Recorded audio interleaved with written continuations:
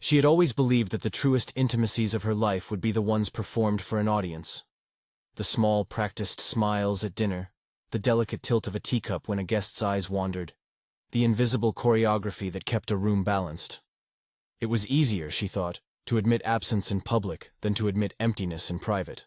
Then one rain-slicked November night, at the end of a party that glittered like a vanity mirror, she discovered that the thing she had kept secret from herself had a face, and that face was not quite human. The night had been assembled with the same exacting hands she applied to her salons, perfume chosen to sit like a memory, jasmine edged with bergamot, glasses aligned, servants trained to appear as if they had always been a part of the scene. Mia moved through it as one moves through a house where someone else has set the table, peculiarly grateful and peculiarly relieved to be needed. Men told her things they thought private. Women accepted each other's small betrayals as easily as one accepts a past plate. Outside, the rain came like a softly reproving hand, washing the streets and taking the city's smell with it. Coal smoke, hot tar, horse sweat, and leaving the world mysterious and dark. He took her hand with the sort of steady competence that belonged to people who had spent a life installing order where it was not expected. His hand was cool. There was a texture to the skin at the thumb. If one looked closely, it caught the light in a way that suggested mother of pearl. It was a glancing, indecipherable iridescence, an optical jest at first glance. Not quite a callus, not quite a scale. When he spoke, his voice unspooled words like thread, low and precise. He pronounced her name as though tasting the syllables, inventing regard like someone might invent a favorite meal. They walked, as people sometimes do who have decided to be private in a public city, passing under umbrellas and broken lamps. He listened as if listening were a ritual. He remembered minor details, her precise complaint about a dessert that had been served too cold, an anecdote about a nephew who mispronounced jewelry with delightful stubbornness. Attentiveness is a dangerous thing when one is unused to it. Mia, who had learned to survive on glances and borrowed laughter, mistook the man's care for a kind of love. The room went from memory to absence. They retreated to her house the way moths retreat to the lamp, inevitable and strange. She remembers the pillows, the way her sheets smelled faintly of violet soap and candle smoke. She remembers him touching the line at the base of her throat with fingertips that were not unkind and not entirely warm. They made themselves a thing of small decencies and confessions, of low laughter and the gleaned tenderness of two people in the wrong kind of luxury. When she woke, he was gone, and on the pale skin at the hollow of her collarbone there were, as the morning threw its light like a question, two small marks, almost identical, twin punctuation. They were holes with the delicacy of pinpricks, and around them, a faint shimmer like oil on water. Mia traced them abstractly at first, then with a small, mounting curiosity that turned into an unease. There had been no needle, no flocked party favor, no imbecilic prank from the more bored guests. She checked the bed and found, beneath the linen where they had lain, a shard the color of abalone, thin, iridescent, and humming so quietly it was almost a pulse. The humming was not a sound one would report in a salon or to a doctor. It sat very close to the skin, an inaudible insistence that pried at other people's certainties. In the light it moved, like a fish scale, refracting into a dozen hues that did not belong together. Mia wrapped it in clean tissue and put it in the bottom drawer of her dressing table, with gloves and a photograph of her mother. She did this as she had learned to do everything. Elegant, improvised secrecy. She would tell no one. And then, when the day insisted with its little domestic tyrannies, it would feel as if nothing peculiar had happened. Only the marks remained as punctuation on her body and thought, small twin commas that read back to her all she had not said. She moved through the week as through a shallow river.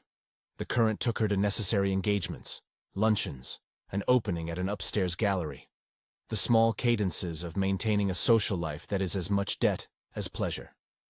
But the city will not let mysteries rest. News moved like ink through a newspaper. It arrived in a breathless message from her assistant about Claudia Rhodes. Claudia's cousin, an elderly woman of genteel reputation, had been found in her carriage after a short walk home, collapsed without pain, her neck bearing the same twin marks as Mia's.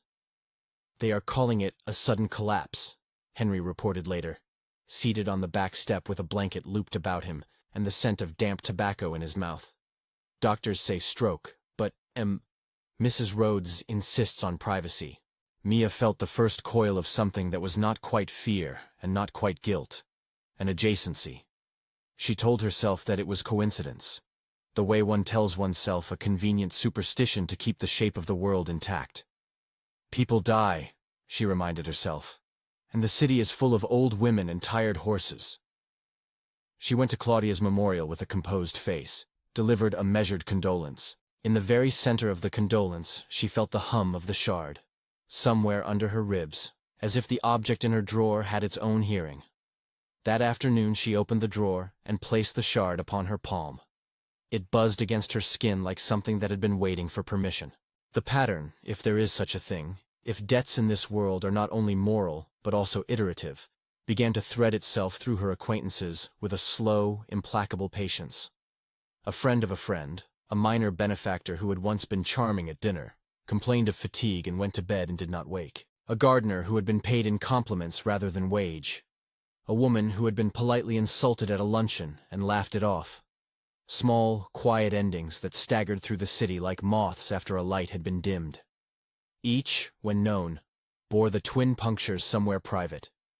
Each belonged to Mia's orbit, however thinly. The shard hummed with a different note each time she learned of one. Like a bell rung at the wrong hour, the weeks narrowed into a single converging thought. That she had, in a series of small and cowardly cruelties, helped to create something that required restitution. It was not a thought she could carry in the company of others without losing the habit of composure she had cultivated. Her vanity had been a convenient costume.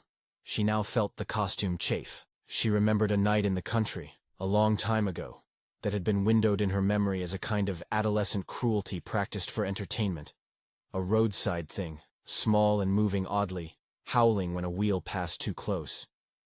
She had been among the young women and men who had thrown stones and laughed in the half-light. They had not thought of consequence because there were none to their class of children. A creature was a thing to be broken. She had not watched it die. She'd watched her friends' faces instead, bright with the pleasure of transgression. The memory, when it returned in detail, returned as a seamless garment of shame. Shame is a patient thing. It sits in a room like a second person and waits for the conversation to become private.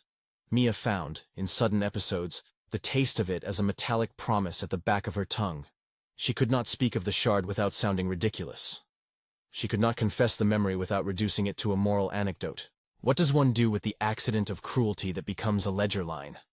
Where, exactly, does one pay for a charmed night of laughter at the expense of a small life? She sought Reverend Martin because he was the only man in the city who had spoken to her once about the mercy one might ask of oneself. He had a way of listening that did not expect performance. He wore his clerical collar like someone who has worn a uniform long enough to forget it, underlying devotion.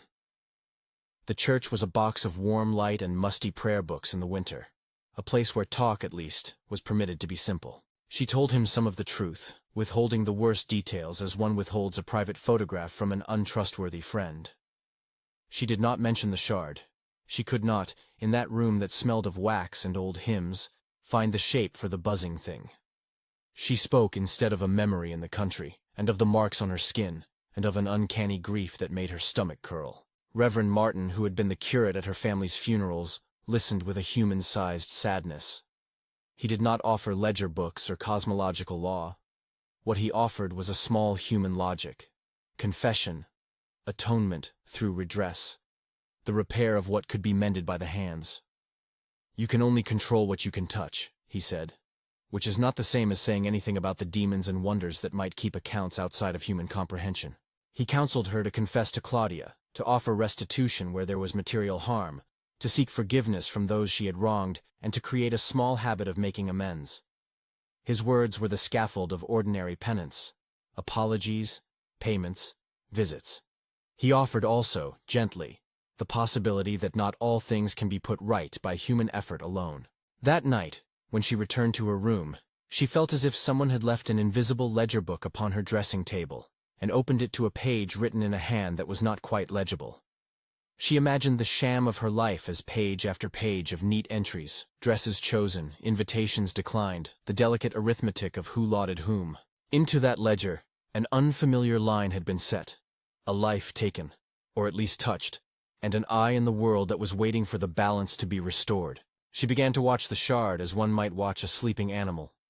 It lay wrapped in tissue, a mother-of-pearl sliver that grew warmer under her palm, and at times it vibrated as if remembering the night.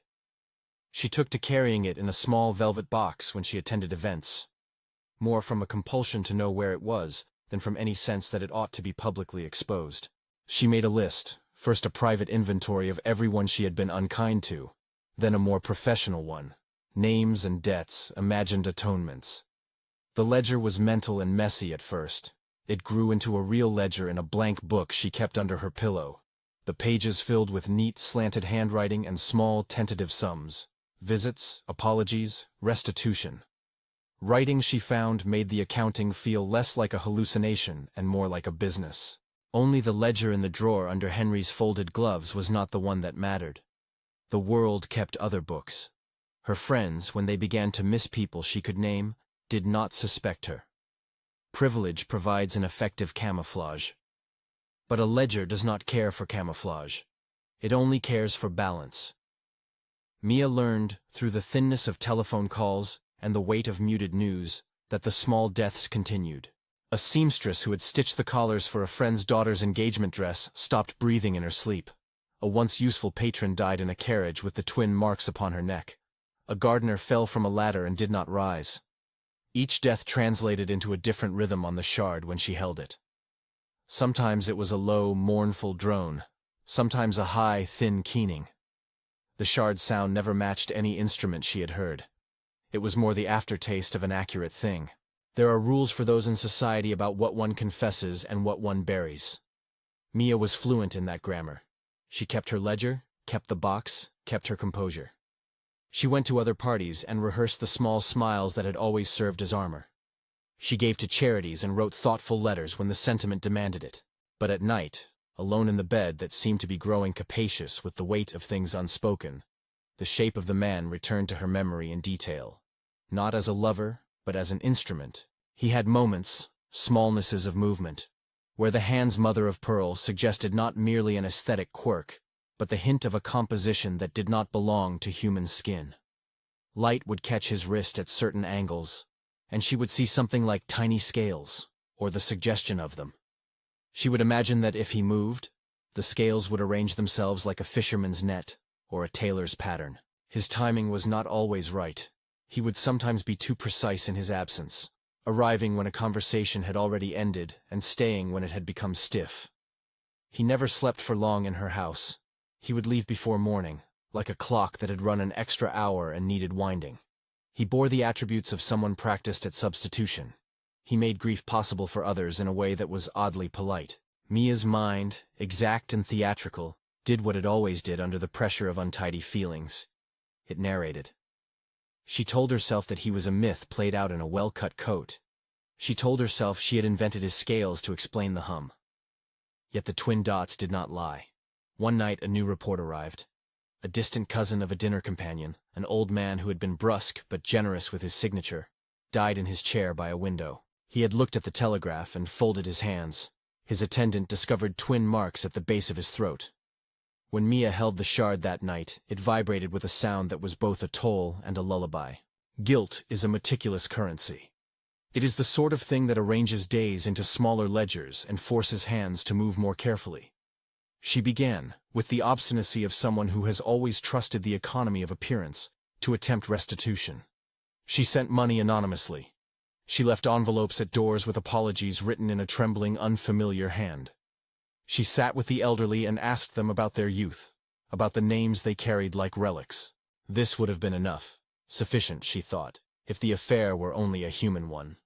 But the man had not been human, and whatever he represented belonged to a different order of accounting. One evening, alone in the candlelight, she opened the drawer and found that the shard had shifted. The tissue lay undisturbed, but the shard was nearer the top, as if something had nudged it awake. In the window, a sparrow knocked itself against the glass, stunned by a reflection. Mia bent close and listened. The shard hummed with an urgency now, a new pitch that frayed the edges of her breath. She placed it against the twin dots and felt, because the shard was small and happened to sit precisely in the hollow of her clavicle. A warmth that was immediate and not unwelcoming. For a moment, shame and mercy were not opposite things. They were two hands pressing the same wound. It was at this juncture, when the pattern's weave had become more than coincidence but less than law, that a letter arrived without a return address. Its paper was thick and smelled faintly of gum trees, an aromatic green scent she had associated inexplicably with a place she had never been. Inside was a single line, written in an economical hand she did not recognize. The ledger sees what we do not. Meet me at the grove at dusk. A grove. The word itself had an archaic, ecclesiastical feeling, as if one were being summoned to a rural cathedral. She thought of gum trees, long and patient, leaves whispering like old figures in conversation. It was an invitation out of the arithmetic of her life into an arithmetic she had not known existed. She considered dismissing it, burning the letter like so many confidences. Then she thought of the gardener found by a ladder, of the seamstress who had tied ribbons in her daughter's hair, of the little creature on the country lane. She folded the letter as one folds a fine thing, without crudeness, and put it into her pocket. There is a point in the churn of any life governed by politesse where one can either continue to perform or allow oneself to be pulled into the messy center. Mia, who had long preferred gestures to guts, chose the latter with the impatience of someone who has angered a mirror. When she arrived at dusk, the grove was small and shadowed, a room made of trunks and the soft underbelly of leaves. The light fell through the branches like the pattern of a lace curtain. The air smelled of sap and damp earth and something older, like a leather book long opened. At the center of the grove, sitting upon a stump scoured smooth by years and use, was an old woman with the posture of someone who pastored accounts. She was the matriarch one reads of in fables, not wicked, not sweet, bearing instead the practical patience of a woman who keeps records because someone must. Her hair was braided with a strip of black ribbon. Her hands were those of a seamstress or a bookkeeper, small, knotted, with the nails filed like quills. Mia recognized the matriarch at once, not because she had a theatrical announcement, but because of the way the old woman held a book on her lap. A book that did not look like any ledger she had ever seen. It was thicker than a commonplace account book, bound in dark leather that had been worn and repaired in places. The matriarch's eyes met Mia's with an appraisal that was not unkind. She spoke without ceremony. "You have been keeping 2 ledgers," she said, and it was not a question. One for society, one for the world that keeps score. Mia's throat made a small noise that might have been a laugh or might have been a stifled sob. "Who are you?" she asked, which is a dishonest question, because the matriarch's presence had already indicated a role, and she had come knowing the kind of person she intended to find. "I am the one who keeps what others do not want to keep," the matriarch replied. Her voice was neither stern nor indulgent. It simply described the facts. Names, degrees of harm, what passes for amusement. These are written. Sometimes the world asks for balance. Sometimes it offers arrangements. Sometimes it takes without asking. Mia could have run then, turned her heels and convinced herself that this was an affectation, a rustic eccentricity who liked to pretend her ledger could tell fortunes. Instead, she sank onto a broken bench opposite, the gum leaves muttering above them like secretive witnesses. The matriarch opened the book. It made the sort of satisfying whisper that old paper makes when it is invited into light. Pages flipped like the turning of cheap conversation into gravity. "There are rules," the matriarch said. And when she said it, Mia felt as if an arithmetic had settled into place. The matriarch's rules were not dogma. They were administrative. Entries, offsets, substitutions. One may offer substitution. One may refuse. One may pay in service. The ledger accepts only what can be tallied. Mia thought of money, of apologies, of the countless small efforts she had made that had felt like polishing tarnish rather than undoing harm. "Is this a punishment?" she asked, because the simplest question is often the bravest. "Punishment is a human word," the matriarch said. "The ledger seeks equilibrium." The sound in Mia's pocket was immediate. The shard, as if it had been listening in the dark, hummed with an impatient frequency that matched the cadence of the matriarch's speech. For a moment, under the trees, the city receded. There was only the soft yeast of earth and the measured hand that kept books, Your visitor is of a kind the ledger uses, the matriarch continued, as if explaining the simplest of instruments. A pen, a scale. Not human in the way your poets and pastors would have you believe, not beast in the way your hunters would understand. An instrument. He draws accounts cleanly when asked. He cannot be bargained with in the terms you prefer. He can substitute. He can witness. He can be present. But he does not forgive. Mia's breath stopped like a train at a signal. The word instrument was both comforting and monstrous. It implied that the man had a purpose that fit into the ledger's geometry. It explained in a coldly efficient way why his skin had sometimes looked like mother of pearl and why he had left before sunrise. To imagine the man's patience as systematized by something like the matriarch's book made him less a lover and more a function. This was not the sentimental romance one brings home to China. It was commerce, an interchange of souls as one pays for shoes. If he is not human, Mia said, the words tasting like a confession, why come with him at all? Why? Because you are already counted, the matriarch said. Because the ledger sees the way laughter becomes a blade, if it is turned by hands that will not stop. Because there was a life you touched and did not mend. Choices still belong to you, Mia Marlowe. We offer the forms. Mia had always loved sentences that described choices as theater. Now the world presented her with a stage she had not wanted and a script she had not read. She thought of Reverend Martin's small human advice and felt it like a warm glove around the unanswerable. The matriarch's voice did not insist that she choose. It offered terms, substitution, refusal, or service. It set a cadence, 3 days, to consider the terms. Mia felt, in the part of her that kept lists, the click of a clock. She left the grove at dusk with the book's image seared into the eyelid of her imagination. A thing that sighed with old ink and the smell of resin. She walked, past a lamplighter, past rows of houses that kept their parlors well lit and their curtains tight. The city felt thicker now, as if a different layer of reality had been made visible to her. The ledger under the ledger, the numbers that passed like roots beneath a garden. If someone had told her in the weeks before that she would be forced to consider giving herself to a world that balanced itself in such a merciless arithmetic, she would have laughed and folded the suggestion into a tray of conversation pieces. But the world is adept at making people take their own accounts seriously. When she reached home, Henry stood at the door waiting in the careful way staff do, as if he had been tasked to receive a confession. "Miss Marlowe," he said, in the voice that accompanied years of service, "there's been a note left." He handed her a small card, its edges neat as a cameo. The handwriting was different from the matriarch's, more clipped, heavier. On it was written, in a script that knew its own business, "Come prepared to weigh." Mia looked at Henry as if he had been the one to suggest a diet for a whale. He merely tipped his chin, the way servants do when the world requires them to be the custodian of their employer's secrets. She had always taken comfort in the illusion that she could contain consequences with tasteful arrangements. A charity here, a discreet apology there. She had hung herself, socially and morally, upon the small comforts of recitation and refinement. But the letter, simple, bureaucratic, not unkind, made a claim that did not respect her need for polish. It asked for something raw. There are moments when a life divides into two, before the understanding and after it. Mia felt the hairs on the back of her neck stand like a small, living tally.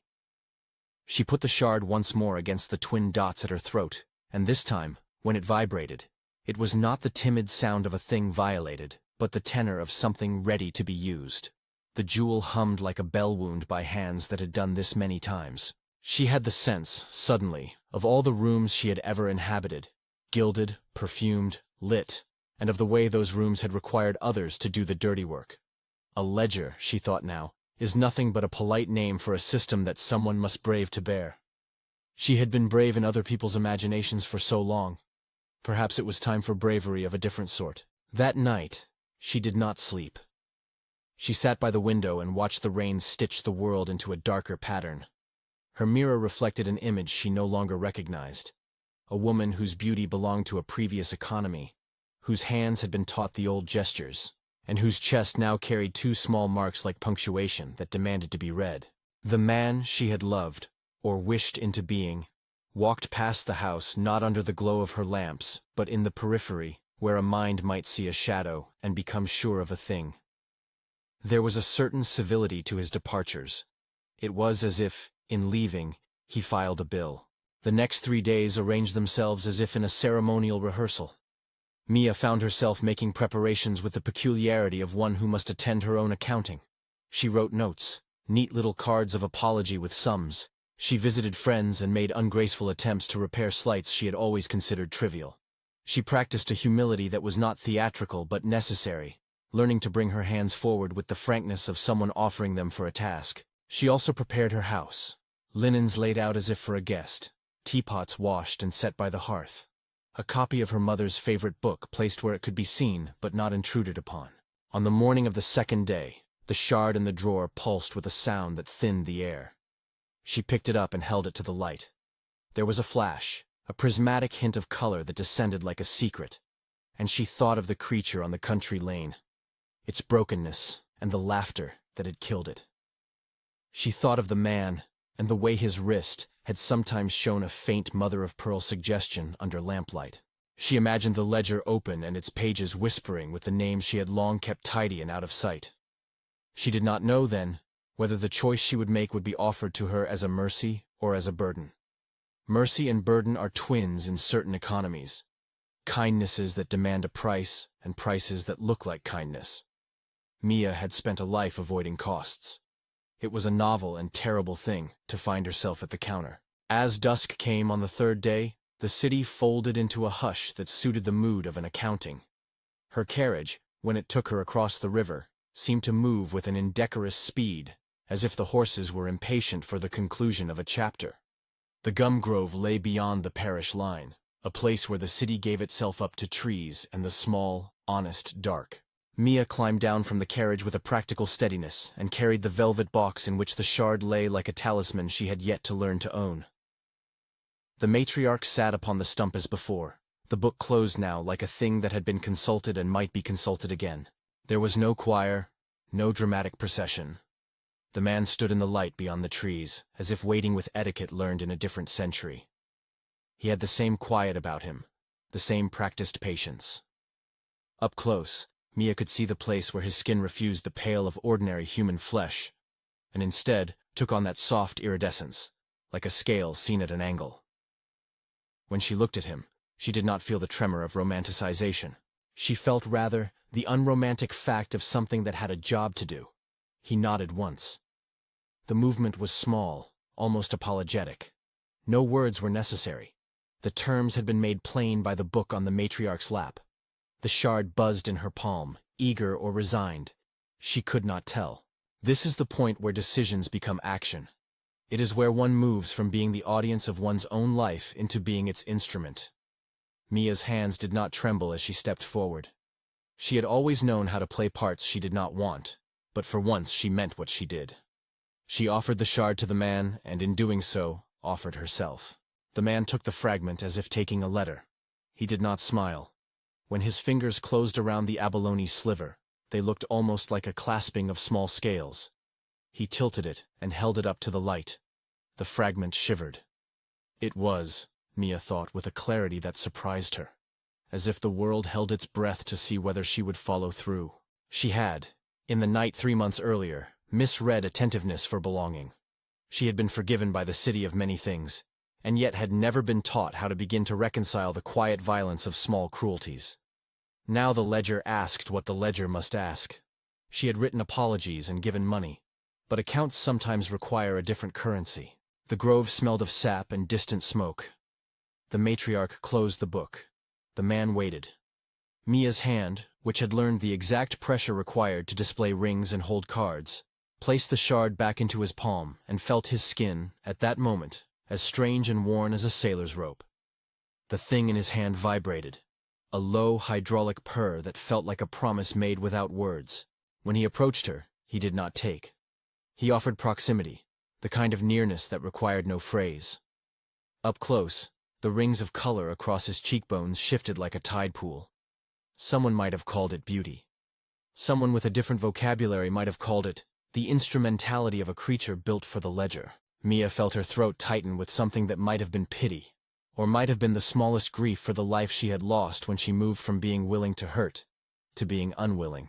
There is a sensibility that would insist upon neat endings, that she would give herself and be absolved, and the ledger would close.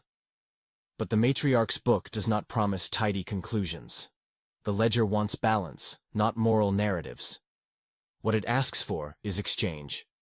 And exchange can be measured in ways that leave a life altered rather than restored. When the man touched her shoulders, it was with the same practiced, unassuming steadiness he had shown under the portico. His skin, at the contact, was cooler than hers. At the place where the shard met the twin dots, the air seemed to fold in on itself, like the closing of an eyelid. The sound that came from the fragment was a small, interfering bell, and Mia felt a warmth slide along the blue veins at the base of her throat. It was neither agony nor comfort so much as the sensation of being moved. The matriarch watched, as if one watched an accounting come to its figure. There were no hymns, no pyres. The world simply continued, and then did not. The ledger is precise and indecent in its way.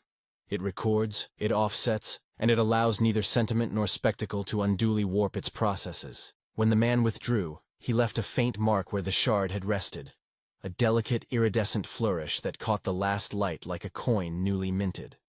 The twin dots had grown paler and now shimmered, as if they had become panels of mother-of-pearl. Mia lifted a hand to touch them and found that the skin had a new propensity to catch the light differently. It was subtle, but that was the ledger's preferred language.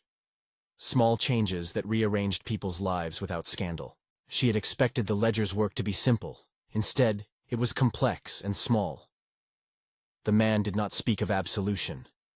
He did not promise her that the lives lost would return, or that the world would be made innocent. Instead, there was a practical silence in which probabilities rearranged themselves like quiet stones in a river. When she returned to the house, the shard had been placed back in its box. The sound of it inside the velvet was like a sleeping insect, patient and small. Mia looked in the mirror and saw the faint iridescence at her clavicle, a feature now as much a part of her as the moon-shaped mole beneath her ear. There was a ledger in a dark book, and a small, non-human man who kept accounts by visiting skin. The world was not simpler for this knowledge. In the days following, subtle things shifted. A woman on whom Mia had wasted a cruel joke survived an accident that might once have been lethal. The seamstress's daughter received a small sum left with discretion and the neat tone of someone who pays and wishes to be discreet. But the deaths continued. They thinned at certain edges and gathered at others. Some nights the shard hummed with the soft, satisfied note of deferred harm. Other times it sang with a keening that suggested the ledger had not been, and would not be, neutralized entirely. Mia began to keep another ledger besides the one with money and apologies, a book where she recorded outcomes and the little experiments she tried, apologies spoken aloud before taking a hand, the exact cadence of an apology whispered before touching someone's arm, the times when she spoke names rather than talking about people as abstractions. She learned that small rituals mattered. She learned, in the narrow logic of the world the matriarch had revealed, that mercy is a commodity, and the terms on which it is available are often austere and particular. People noticed that she had changed, not in the way the public would say, etiquette and manner, but in the way she occupied her silence. She had been known for the perfect placement of a compliment. Now she found herself listening, and her listening felt like a duty. The man remained in the periphery, present in the way instruments are, part companion, part mechanism. He did not possess the fullness of a human partner. He could not laugh in the messy human fashion she had once relied upon, nor could he age in the ordinary way. He was, rather, an interface with a ledger that would not forgive without cost. And yet there were tender moments in which he showed attentions that felt human, laying a coat about her shoulders when she paused on a cold step, bringing a cup of tea when she had been too willing to stay awake until despair, learning the small distinctions between her favorite jams. These courtesies were not proof of humanity. They were instead the manners of a thing designed to ease passage. Mia found herself alternately resenting his utility and grateful for it. She could not name what, in her, required both. One afternoon, as winter pressed the light into a quieter thing, Reverend Martin visited her unannounced. He had heard, in his network of acquaintances, of the strange appointments and of the way sympathy had begun to be paid in coins she had not seen before. He did not come with a condemnation, but with a tray of small comforts. A loaf of bread, a wrapped jar of marmalade, a human attempt at consolation. The conversation did not banish the ledger's arithmetic. If anything, it gave it a human face. "You've done what you could," Reverend Martin said, settling into a chair as if he would be sleeping soon. "You sought to undo the harm. That is the work of a decent life." Mia wanted to tell him everything. The shard, the man, the matriarch. Mia wanted to tell him everything. The shard, the man, the matriarch. But the confession she imagined was a different thing than language made of. It would not be a tidy list of objects and names. It would be a dissolving of the self she had performed for years. Reverend Martin sat with his hands wrapped around the rim of a teacup, the steam like a small halo. And when she opened her mouth, she found only the modest bones of the story. The marks, the memory by the country lane, the way grief now arrived like weather. He listened in that even way he had always had, the kind of listening that made a room feel less prone to collapse. When she hesitated, he did not press for particulars. Instead, he offered what a human could offer. Language scaled to human limits. Repair. Restoration. The counsel of daily acts. "Do for them what you would like done to you," he said. And the phrase was both balustrade and insufficiently wide. He could not read the ledger. He could not feel the shard hum. He could not measure the arithmetic that counted small cruelties into life and death. Mia showed him her collarbone at last. She lifted the dress and in the private flicker of candlelight revealed the twin punctures there, now iridescent in the way mother of pearl takes the light. Reverend Martin's face did not contort into horror. He looked, instead, as if someone had placed a difficult question on the altar and asked him to pray through it. "There are orders of things that faith alone cannot explain," he said. "But you can still make human restitutions. You can write the letters you hesitated to write. You can sit with the people you slighted. You can change how you act tomorrow." She left him with gratitude that felt both earned and palpably small.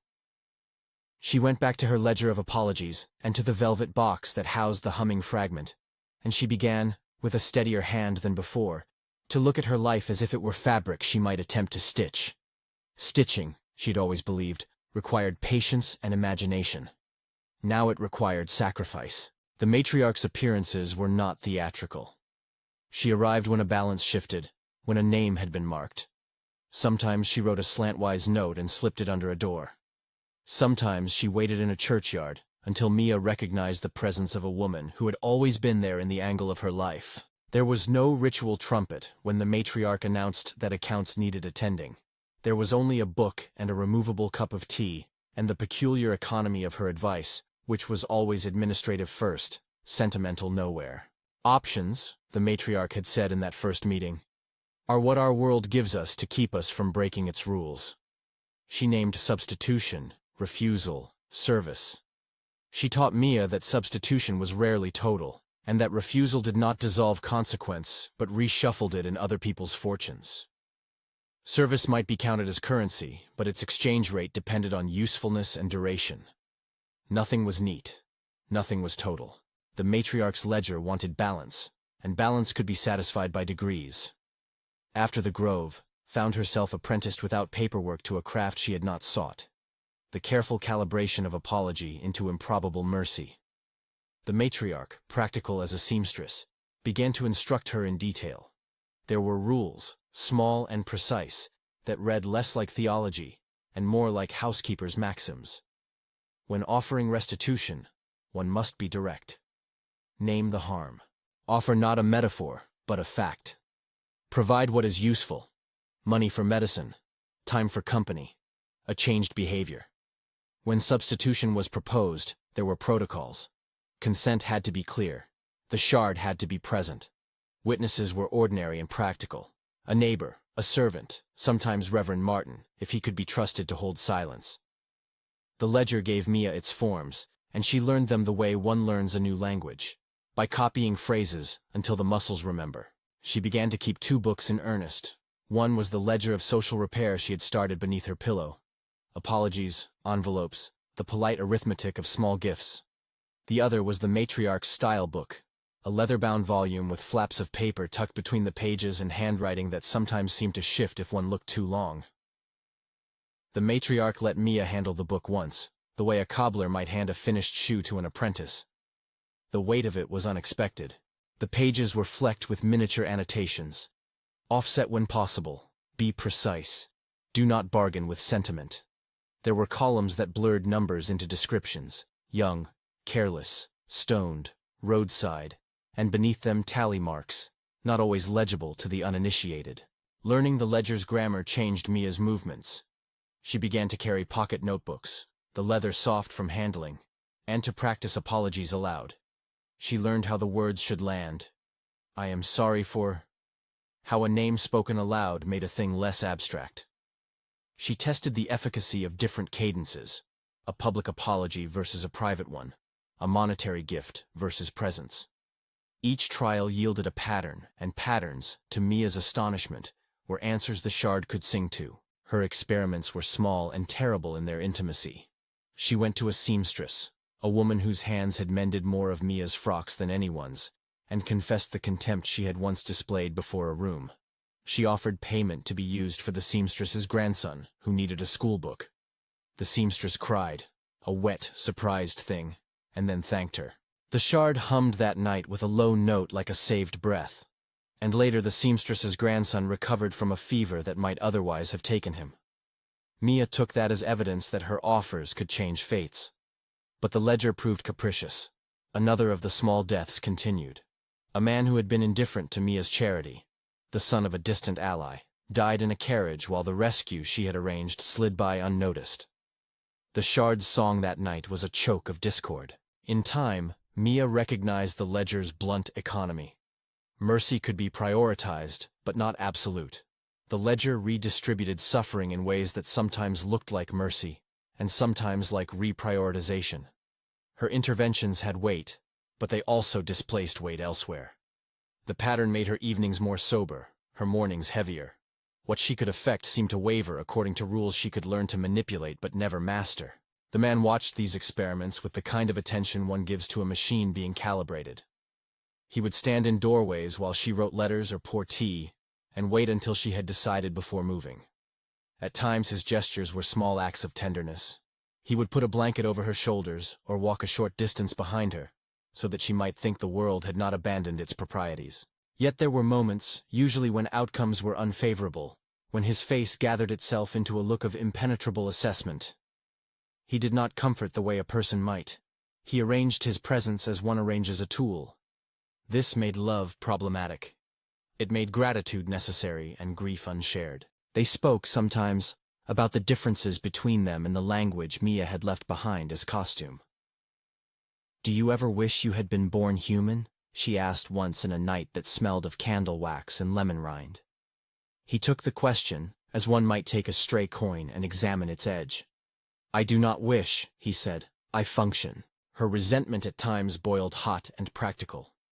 She wanted to demand of him a human explanation, a reason to hate him properly. Instead, she had to settle for thin human things, naming the help and pointing it to goods, asking him to be present at thresholds where a hand might alter a minute future. He complied, always with a precision that made her feel both safer and crueler. She suspected, often and sometimes with a sharp moral vertigo, that his presence was not a mercy, but an engine. She resented the ledger for making instrumental what she had once called possibility. Reverend Martin came less often as the years advanced. He aged into a softer sort of wisdom. His sermons became shorter, his eyes longer in the fold of his face. He never judged her. When he asked if she had been able to do the reconciliations, he had suggested he spoke with the dry charity of a humanist who knew the names of grief without thinking them heroic. "You have done the right thing by trying," he said one winter, handing her a small parcel of homemade sweetmeats. "Even if the world keeps its strange accounting, human work matters." Mia learned to accept that the ledger's accounts were not antagonistic to human kindness, merely of another order. She kept the ledger as the matriarch instructed, making entries in a hand less shaky than she expected. The man taught her to listen to the shard's timbre, to notice the small changes in pitch that meant prioritization or the arrival of a new claim. He never explained more than that the sound came from the instrument, being near to a necessary event. Mia came to trust his ear more than his sympathy. Gum trees continued to be a recurring locus for meetings. The matriarch remained the patient custodian who did not moralize. She corrected entries and taught Mia when balances should be deferred. In one memorandum, Mia learned the ledger's most infuriating rule. Some debts could be carried forward, but interest, if one could call it that, accrued in peculiar ways. Shame, for instance, accumulated as a tone in a person's silence that would, if unattended, make new demands. The matriarch recommended practices, introductions, truth-telling, the bounding of gossip, that kept the accrual of harm from compounding. "Redeem when you can," she would say. "Not everything can be paid at once." Mia built a routine of calibrated interventions. She made house calls, short, private visits where she would sit, listen, and then offer a material assistance timed to a need. She perfected the apology until it came like an instrumented charm, direct, naming, with a proposal attached. She learned that saying a name aloud before reaching for someone's hand softened certain edges of the account. She discovered, to her astonishment, that people responded to the frankness of being named and reparations that were not theatrical. A woman whose husband Mia had dismissed at a salon later forgave her in a way that felt like an old wound cauterizing. The shard hummed with low gratitude. This new life was not one of ascetic atonement. Mia still had salons because appearances kept the doors open for the work she did. She would entertain and, afterward, slip away to write a check or visit a bed where something small could be mended. Her friends noticed the change in her presence. It was less performative, more attentive. They called her kinder in a way that pleased and hurt her. She felt simultaneously that she was becoming herself and shedding the armor that had once made her admired. At times she wondered whether the ledger had not merely repurposed her vanity for useful ends. The woman who had once curated praise now curated mercy. There were nights when the ledger demanded a choice that unsettled her more deeply than anything before. Once, in the gray of an early spring morning, she received a note, no hand visible, only the matriarch's shorthand, requesting that she attend a child's bedside. The child was the seamstress's grandson, the very boy for whom she had once sent money. He had been struck with a fever that refused ordinary medicine. She arrived carrying a basket of broth and a small toy. The mother, exhausted and raw, looked at Mia with the complicated gratitude reserved for those who have both been wronged and then helped. Mia followed the matriarch's quiet directions. She sat at the bed, touched the child's hand, said the name Thomas to the air, and apologized, not for having been absent as a mother or friend, but for the casual cruelties of an earlier life that had, she suspected, been an entry in the ledger. The shard ticked in her pocket like a clock. The matriarch stood near the door, watchful. That night, the fever broke. There was joy in the mother's face that made Mia dizzy. The shred of relief she felt was immediate and human. But there were other consequences. The matriarch later told her, in the grove among the gum trees, that some ledger lines would shift toward the future rather than vanish. "You bought time," she said plainly. "But time wears. The ledger is a patient creditor." Mia learned what that meant in weeks that followed. A neighbor of the seamstress, an old man who had been perennially unlucky, fell ill and died in a way that carried the ledger's tracer. The shard hummed with a tone that was neither reproach nor comfort, but simply an accounting completed. She could not make herself blind to the pattern any longer. Mercy's purchase sometimes displaced debts to other tables, to other people whose names had less currency than hers. This reality carved into Mia a calmer, more exhausted approach to action. She had to choose, because the ledger forced small economies on a world that she had formerly taken as endless. There were moments, precise and lancing, when she wished she could strike the ledger from existence. She imagined, sometimes in the late hours when the rain stitched the city in silver, what it would be like for accounts to simply vanish. The thought of those erased scribbles, of lives with debts undone without cost, had a naive charm. But when she pictured it, she also imagined the little deaths that might have been prevented by the ledger's practical interpositions. The small restorations that came because someone cared to make an exchange. Mercy could be cruel in its arrangement, but sometimes it bought life where otherwise none would be extended. The man remained her companion through years that unrolled like cloth on a cutting table. With time, his inhumanity became less a scandal and more a fact of composition. At times, the iridescence along his wrist brightened into tiny scale-like panels that glinted like a shoal of fish when the light struck them. He never spoke of feelings in the way humans did. He spoke instead in directions and timetables, in the stuff of agency, and she came to know the way he understood the ledger as one learns a trade, intimately, without heat. When her hand rested against his and she felt the cool shimmer of his skin, she would sometimes imagine that the ledger had chosen her precisely because she could stand the cold and keep working. Disputes between them were rare, but telling. Once, after an unfortunate redistribution that saw an old friend die while a more obscure household was spared, Mia accused him of being indifferent to human lives. He answered in a voice like the scrape of a needle across paper. "Indifference is a human charge," he said. "I mitigate where I can." "Mitigate?" she said, the word strange in her mouth. "You perform mercy as if it were a balance sheet." He regarded her with the patience of someone who had been told the same complaint before. "I do not perform love, I perform correction." The retort landed and left a bruise not on the body but in the moral imagination. Mia would, in the dark afterward, weep at times for the lack of an ordinary consoling presence. At other times, she found herself grateful for his discipline.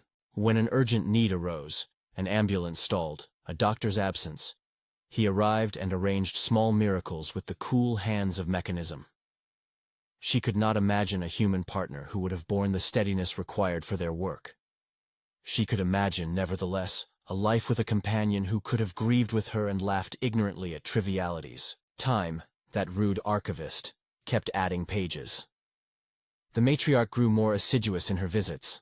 Sometimes she would remain for a week, balancing accounts with a meticulousness that made Mia admire and resent her in equal measure. At one matriarchal visitation, the old woman said something Mia would not forget. "The ledger is not a punishment. It is a system-seeking continuation. Our world is arranged by reciprocity. If you take without returning, something will be asked." "Is there a way to stop being asked?" Mia asked. "Not entirely," the matriarch said, "but one can shape how one is asked. Offer what you can.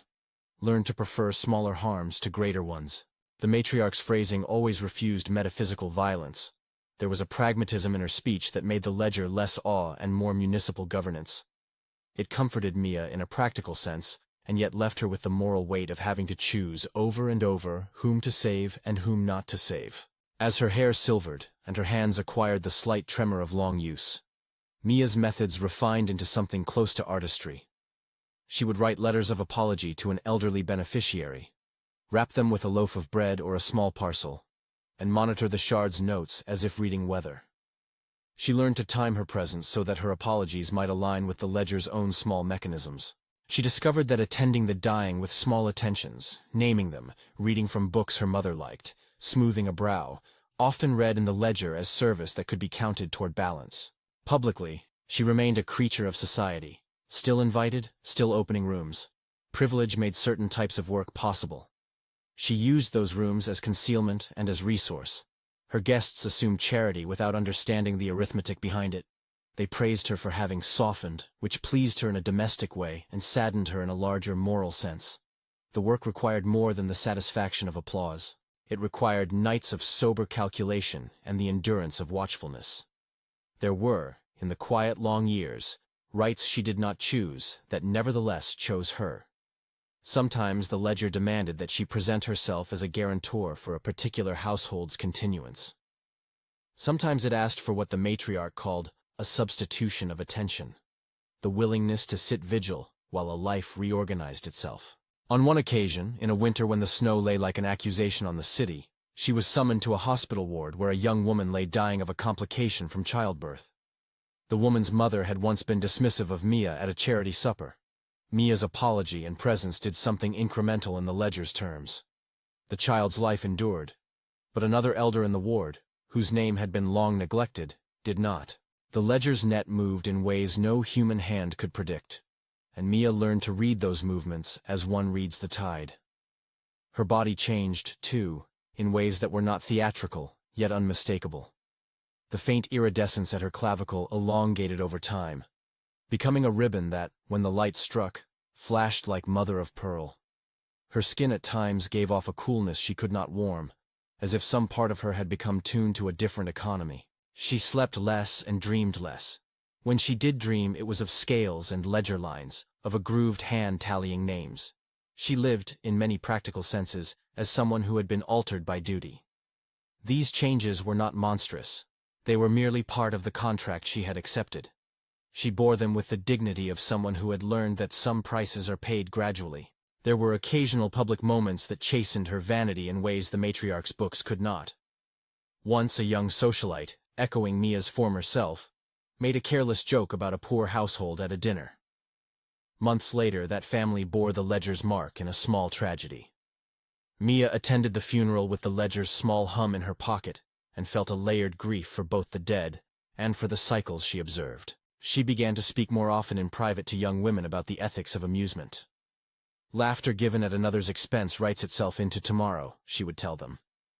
Sometimes they listened, sometimes they did not.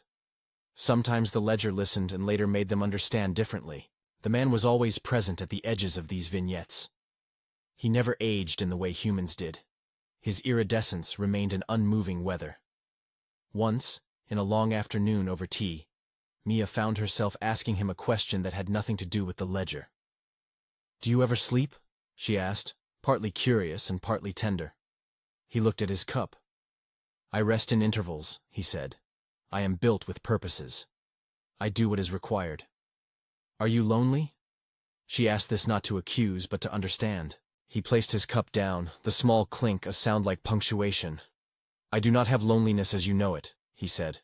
"I have allocation."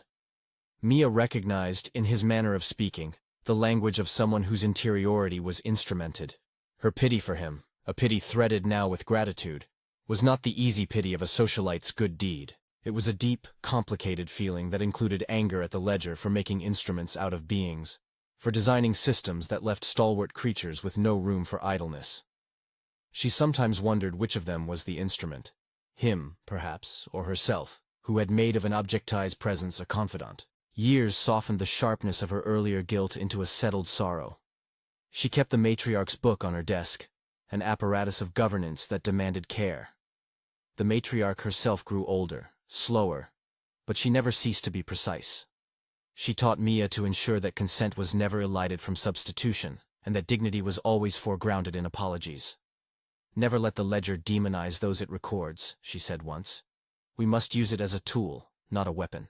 Mia followed that advice as best she could.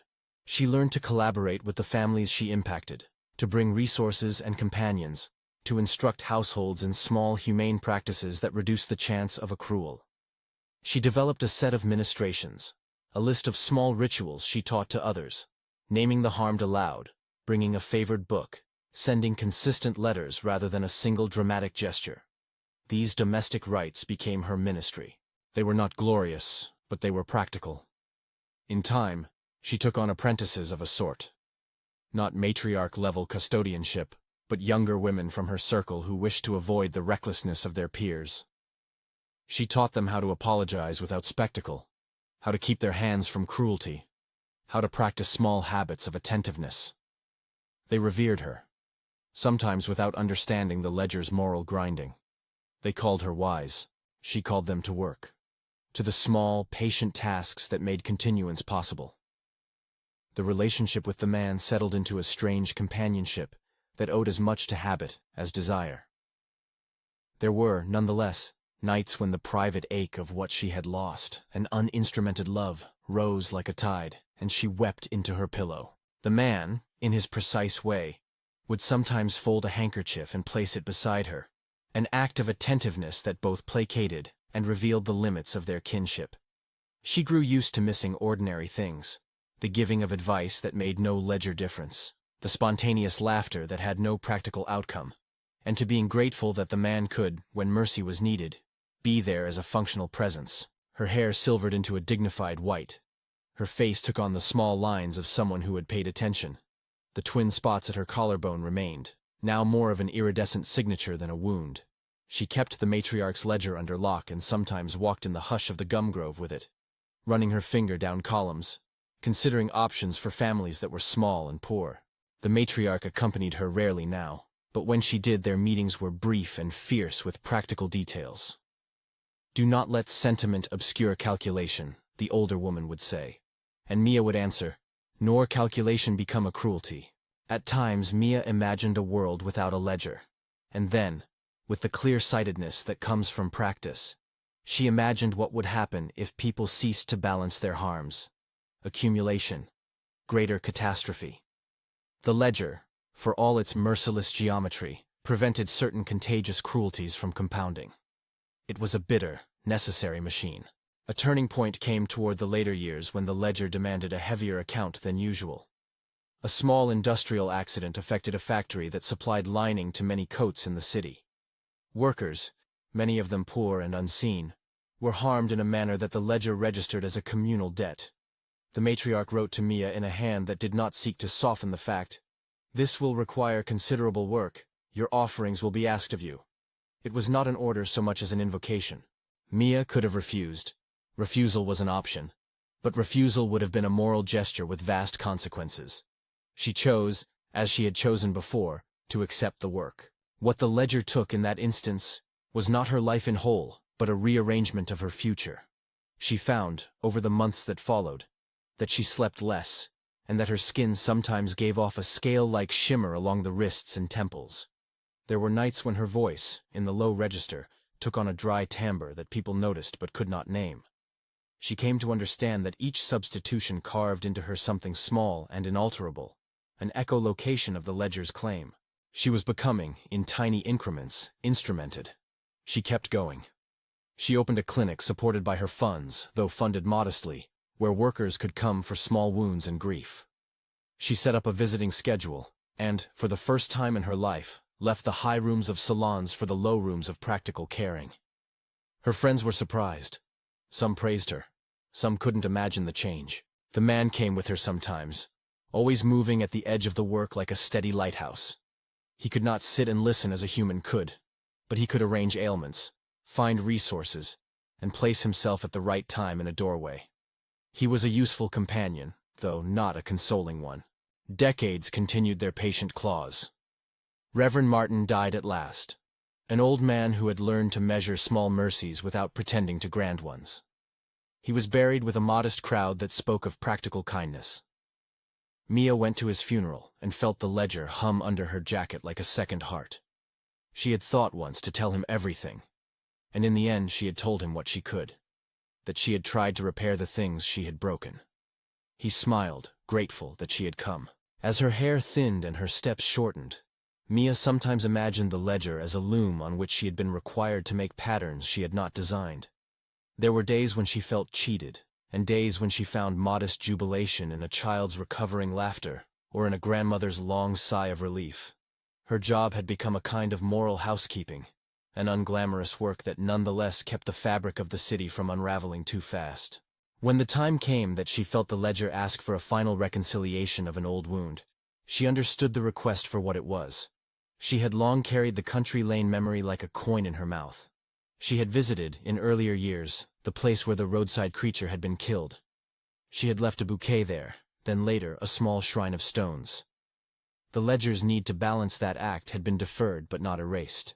When the matriarch wrote to her, neatly and simply, "A final opportunity," Mia recognized the sentence for the inevitable it was.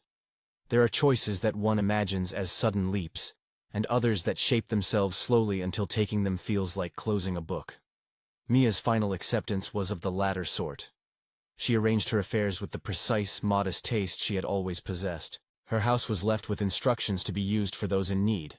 Her funds were allocated to the clinic and to a small fellowship for practical reconciliation work. She summoned friends and simple staff to be present at the close, and she wrote letters to those she had loved, making apologies and naming those she could. The matriarch came in the rain. The smell of gum trees brought into the city in the folds of her cloak. Rain had been a motif throughout Mia's life. Apology weather, washing weather, weather that made the world feel humble. The man stood in the corner of the room like a sentinel whose face had grown familiar, not because it resembled any human lover, but because it had been constant. He bent toward her once and kissed her forehead with a mouth that left no human heat, only the impression of a promise kept in the currency the ledger understood. Mia felt the contact as a final accounting. The ritual they performed was quiet. It was not a spectacle. It had in it the intimacy of things done between people who have known the ledger's rules for years. The shard, clean, wrapped in the soft cloth she had kept since the night they first met, was placed upon her chest. The matriarch opened the book and read names, not as an accusation but as entries to be balanced. Reverend Martin's successor, a younger man with a sober face, was present as a witness. The man, Mia's lover, who had never been human, took the shard with the same practiced hands he had used before. He pressed the fragment against the twin dots at her clavicle. There was no pyrotechnic change. The air did not clap. The sound the shard made was a small, precise hum, like a bell cupped in a hand and struck gently. Mia felt, as she had before, a warmth that was not warmth in the ordinary sense. A migration of something within herself into an ordering that made sense to the ledger. The iridescence at her throat expanded into a faint flourish, a pattern much like embroidery, mother of pearl threaded into skin. She thought, for an instant, of her mother and of the photograph in the drawer, and a small, pure tenderness passed through her. "Written," the matriarch said when the moment had finished. She closed the book and set a weight upon it as if keeping a promise. The wording she used in the ledger was elemental and devoid of melodrama. Mia Marlowe. Offered self. Balance altered. Small mercy achieved. The man placed the shard back into its cloth and set it beside the book, its hum subsiding into a peaceful, oceanic murmur. Mia lay back and allowed herself the luxury of being at rest. People came to kiss her brow and to murmur ordinary things. Friends who could not know the internal arithmetic. Staff who had tended her for years. The seamstress who had washed her sheets. The matriarch sat with the ledger open, writing. The man remained at the foot of the bed, watching with the methodical attentiveness of something built for presence. Her last thoughts drifted not to the ledger, but to the small domesticities she had kept all her life.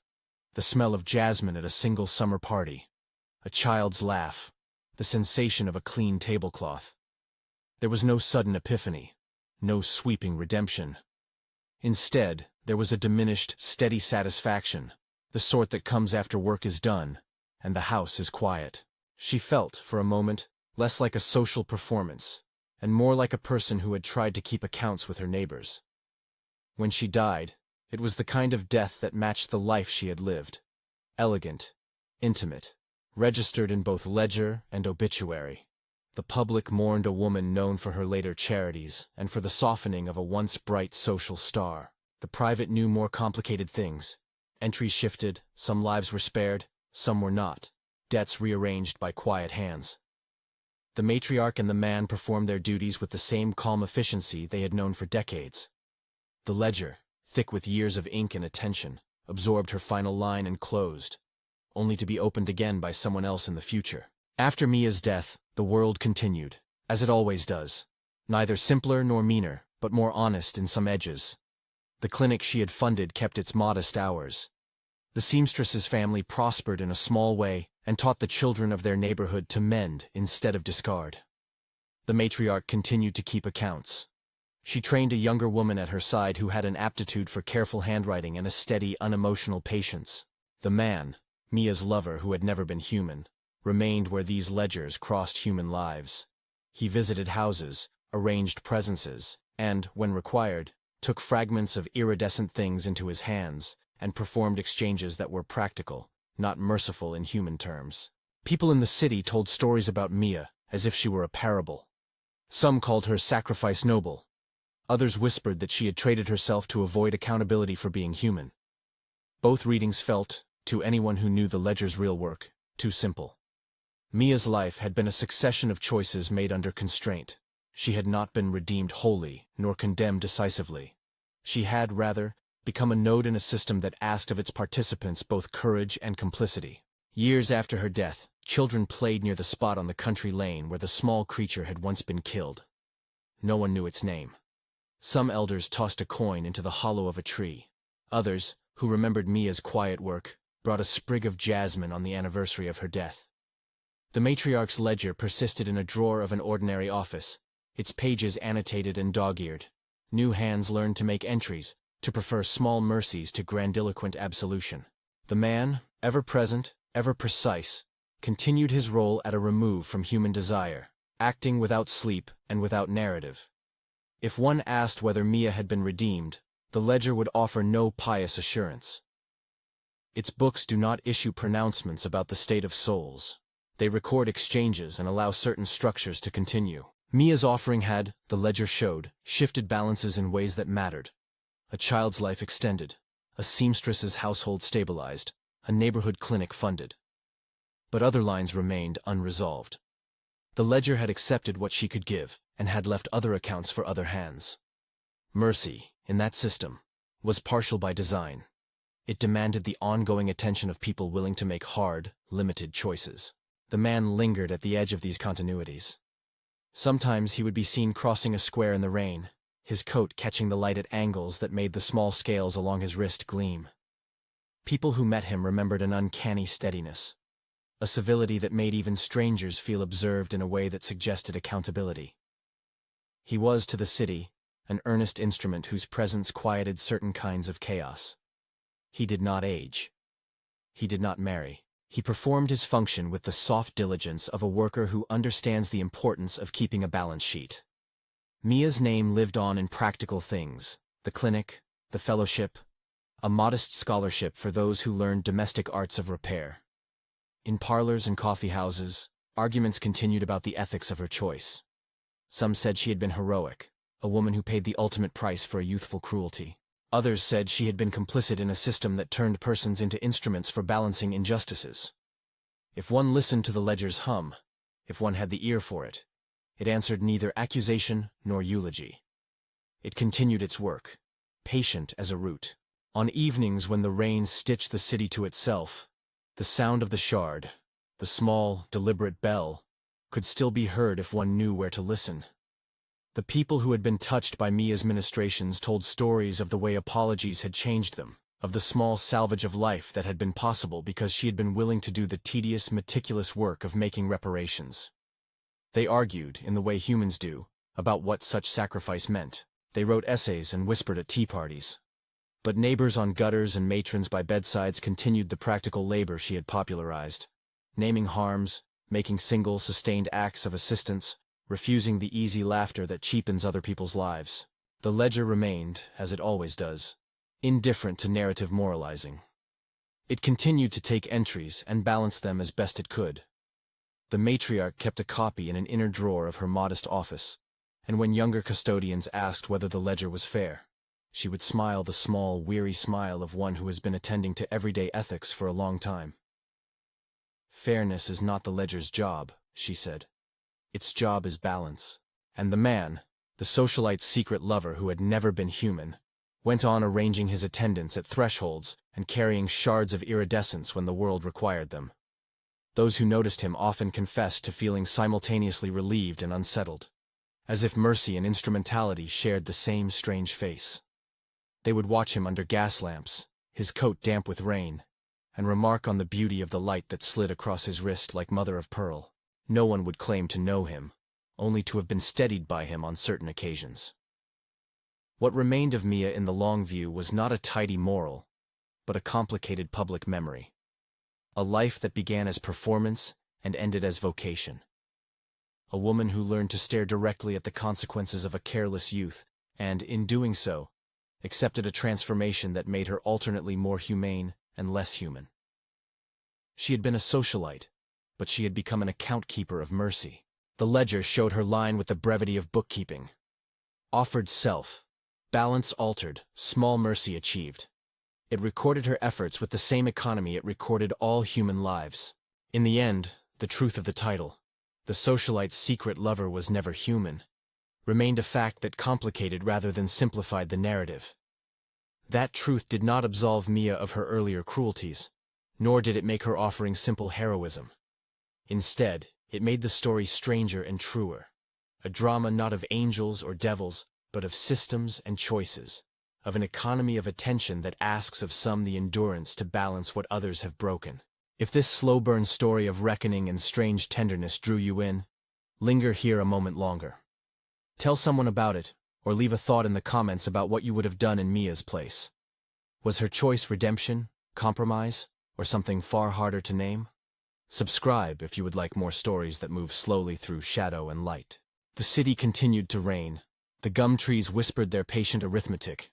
The ledger kept its pages. The man walked under gaslight, a witness whose nature remained a matter of observation.